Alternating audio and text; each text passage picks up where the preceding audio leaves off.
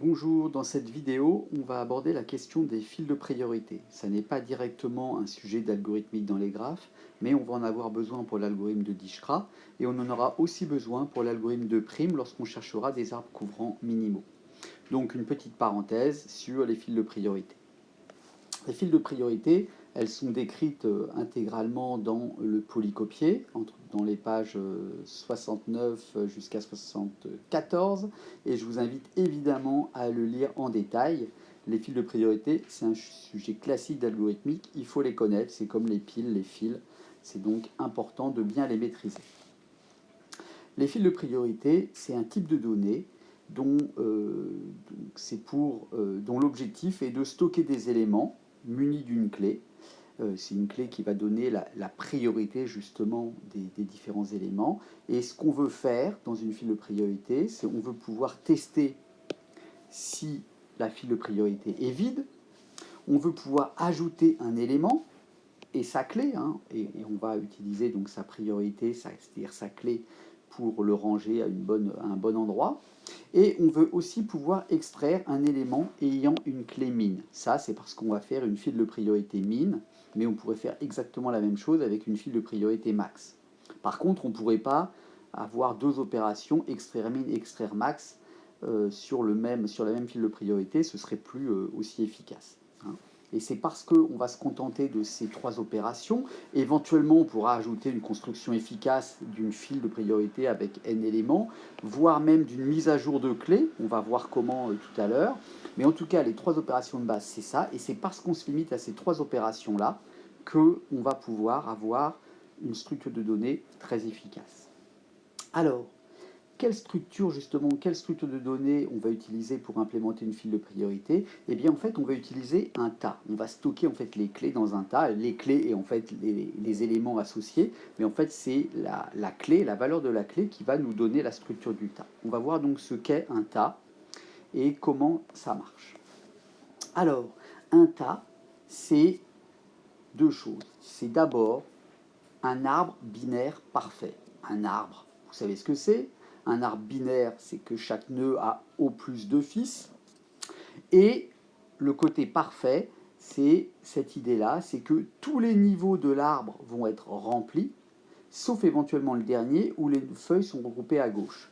Ce nœud tout seul, c'est un tas de dimension 1. Ça, c'est un tas de dimension 2. Il a deux niveaux. Le premier niveau, le niveau 0, le niveau 1, et celui-là, il n'est pas rempli. Ça, c'est un tas avec 3 éléments. Celui-là, c'est avec 4, avec 5, etc., etc. Et vous voyez, à chaque fois, on a le dernier niveau qui n'est pas forcément rempli, mais toujours les feuilles sont bien rangées, tout à gauche. Et donc, un tas, c'est un arbre binaire parfait, et en même temps, les valeurs qu'on va stocker aux différents nœuds doivent respecter aussi une deuxième contrainte. Chaque nœud va contenir donc une clé, une priorité, encore une fois, si on veut prendre ce terme-là, et on veut que chaque nœud contienne une clé qui soit inférieure ou égale aux clés contenues dans ces sous-arbres. Voici donc des exemples de tas. Vous voyez, la clé 4 est bien inférieure aux nœuds, aux valeurs contenues dans le fils gauche et dans le fils droit.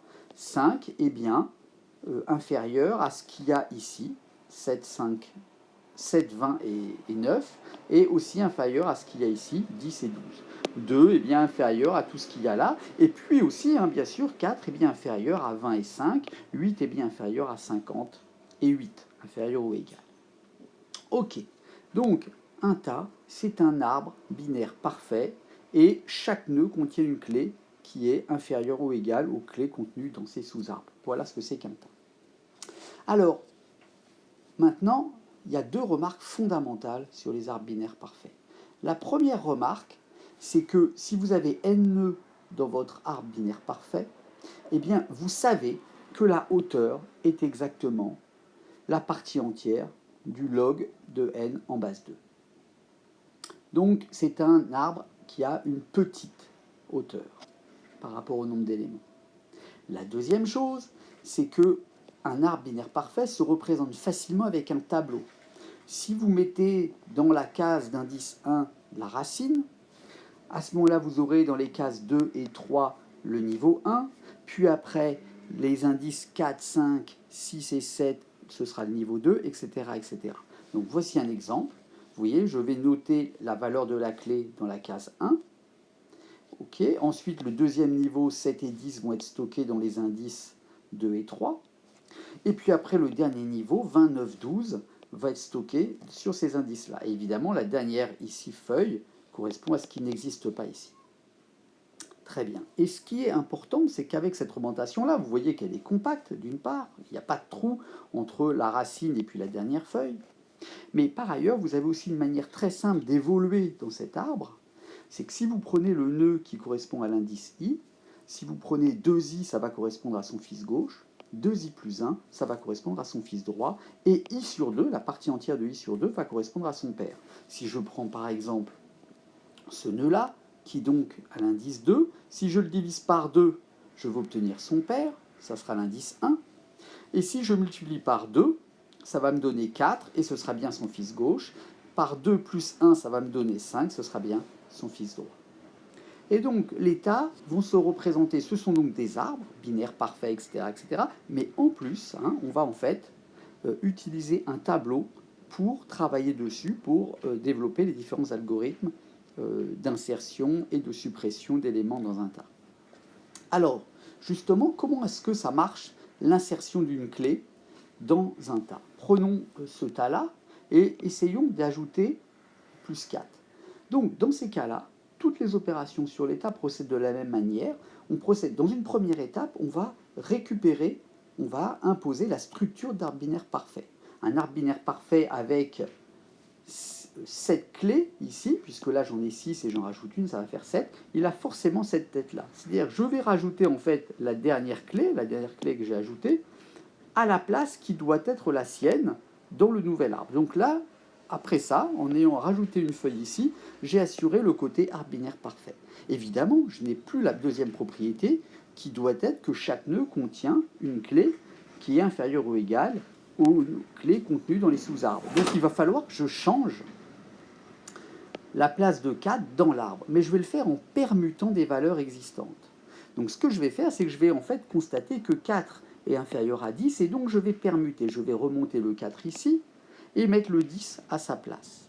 Et je vais continuer de regarder ce qui se passe. Est-ce que 4, par rapport à son père, est-ce que 4 est bien inférieur, est inférieur à 5? Si c'est le cas, il va falloir que je permute 5 et 4, et je vais finir par placer le 4 ici.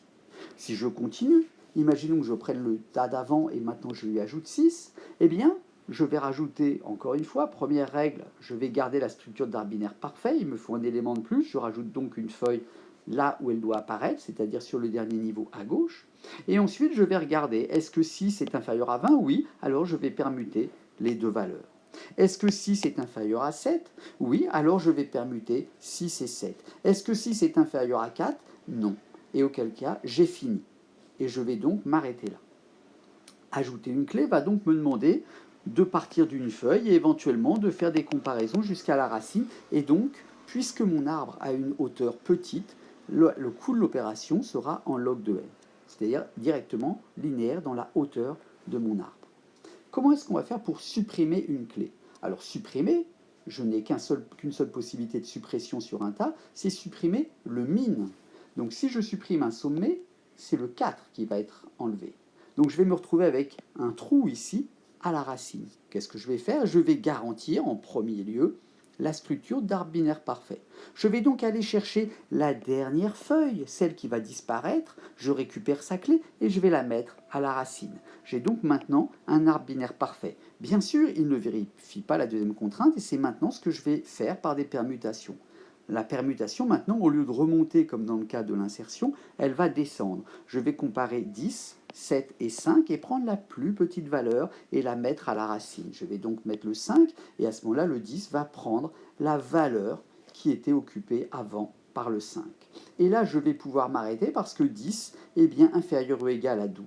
Et j'ai donc fini l'extraction de 4 en modifiant la structure de mon arbre et en permutant les clés qui devaient être permutées.